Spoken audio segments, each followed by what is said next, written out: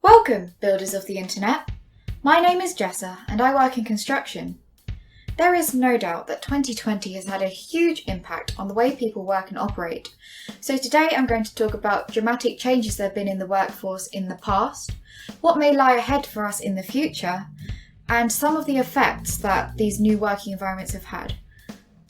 This information is largely based on cultures within the United States and the United Kingdom, so if you'd like to see my sources, you can find a link in the description.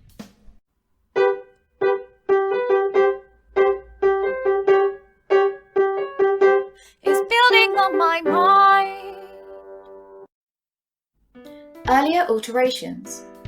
Whilst the pandemic has certainly resulted in very sudden changes, this isn't the only point in history that has seen a dramatic impact in the workforce. In the 18th century, the Industrial Revolution started in England, which consequently transformed rural areas, across Europe and America too. Products were now able to be mass manufactured, whereas previously they'd been handmade in a very time-consuming and sometimes inconsistent process. British transportation networks were also improving, meaning people could move across the country easier, so people were finding themselves relocating to more opportunistic cities to make a living. A large proportion went from working in agriculture to working in factories, coal mines and other pretty dismal locations with very long hours and pretty poor conditions, often alongside their families. Women and children were paid very little in comparison to men and had to work 16 hours a day and often even longer, with jobs that were supposedly less skilled, though in equally as dangerous conditions. Fortunately, I guess, this changed in World War II, where you saw a sharp increase in the number of female workers who had to temporarily fill in the gaps of men whilst they were away at work. After the war ended, the number of women decreased a little bit again, but there was still a considerably higher percentage of women in the workforce after the war compared to before it. Of course, there was evolution in the workforce in between these times, and there's been evolution since. However, it's really interesting to see how certain events in history have caused accelerated transformation, which brings us to 2020, Labour in lockdown. There is a surprisingly small amount of literature freely available covering what work has been like for different people during the pandemic. However, I think this makes sense because we still seem to be in the midst of things here in the UK. So I will cover what working has been like from my perspective as a person who has a desk job in the UK construction industry. So pretty much everyone that was working in offices and the like has been transferred to working from home, where we can remotely access any necessary files and data we need from the company. What used to be in-person meetings and conferences has now turned into video calls using programs such as Zoom and Microsoft Teams and the like. I know this is a very simplistic explanation, however, I refuse to go into all the politics and debates about what the UK government has introduced for the workforce. Many companies that had previously shown reservation regarding working from home policies had to quickly alter these stances in order to operate throughout lockdown.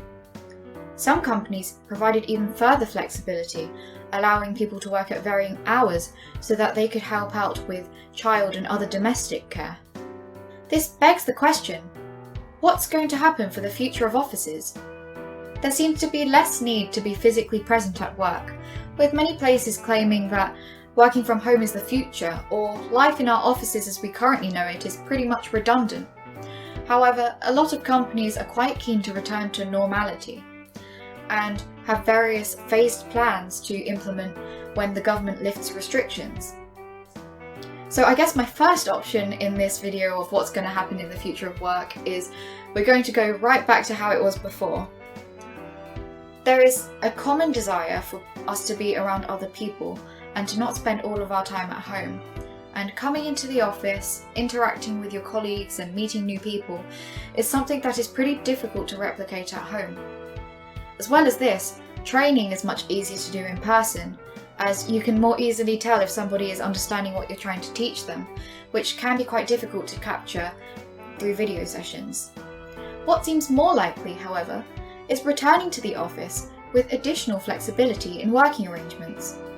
Employers are showing a lot more enthusiasm for letting people work from home on a regular basis, and some places are introducing different shifts so that people don't have to be travelling throughout peak times. One poll has shown that the most popular option for employees is to actually work in the office for 3 to 4 days a week rather than working from home full time. In-person meetings will probably still be reduced for the foreseeable future to those that are considered absolutely necessary, because online platforms enable more people to attend and it saves time, cost and resources for travel. There may actually be additional interest for companies to invest in better technology so that it really helps people with their working from home environments. A third potential outcome is offices being refurbished or downsized, with companies selling off areas they no longer feel the need to use. Companies are currently capping office capacity at around 30% and may continue to reduce the number of people that come in at any given time. A staggered workforce may become standard, where a smaller group of employees come in on alternative days and times, which ultimately reduces the need for this additional space. The existing layout may be repositioned and furniture moved around to adhere to social distancing even after restrictions have been eased, and partitions may be brought in to separate desks. As I've mentioned, one of the perks of physically coming to the office is the social aspect, and many construction projects are finding themselves rearranging office layouts to allow for a more collaborative working environment, rather than predominantly desks for people to work at. This can include more meeting rooms and maybe larger tables in open plan spaces for people to work together. Building new offices seems to have reduced in popularity a fair amount, as there is still so much uncertainty about what lies ahead in the future of offices. However, there is still so much opportunity for existing spaces to be refurbished to better suit people's changing needs. The fourth option is offices resembling hospitals.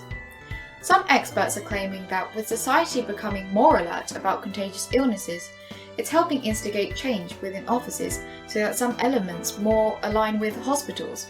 For example, using durable materials such as stone and laminate rather than some types of wood, and also utilising finishes that can withstand very heavy-duty cleaning. Other hospital-like elements include air filtration systems that use ultraviolet light, which makes it easier to see what areas need to be cleaned, and introducing sinks into more areas, such as receptions and other common areas. The last option I'll talk about today is contactless offices. This is for employers who are very keen on keeping up to date with the most innovative technologies, such as smartphone applications or voice and motion detecting sensors, which will help you open doors and press buttons in elevators and use sinks and other bathroom facilities. Some employers are also enthusiastic about monitoring their sick employees by introducing temperature sensors at desks, though this can introduce some privacy concerns for human resources and legal departments. What are the effects on well-being? Generally, the full-time working from home situation isn't sustainable, with around 40% of people feeling mental exhaustion from video calls. People also face issues such as isolation, fatigue, and lack of boundaries as work and home lives become enmeshed.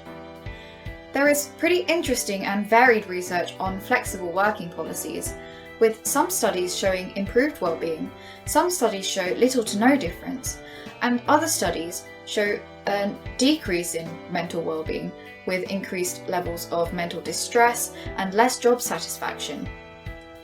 It's pretty difficult to assess the impact of flexible working at the moment because people have different access to different environments, which can either help or hinder their experiences of working flexibly. On top of this, companies have such a wide range of flexible working policies, which makes it difficult to compare things on a like-for-like basis. Thank you for watching this video. I think that, similar to World War II helping instigate equal opportunity between men and women, perhaps we can use these sudden changes to improve the fairness in our society even further. With working from home becoming more feasible, more jobs could be created where there is this additional flexibility of choosing your time and place of work, so that companies can provide more positions to people with disabilities and others who are disadvantaged by the mainstream pre-pandemic way of life. That's what I have to say about mental health and buildings for now. I hope it helps build on your mind. Thanks for watching this channel, it's building on my mind. Check out my other videos, but first hit the bell and comment, like, subscribe. Please, it really helps with the algorithm.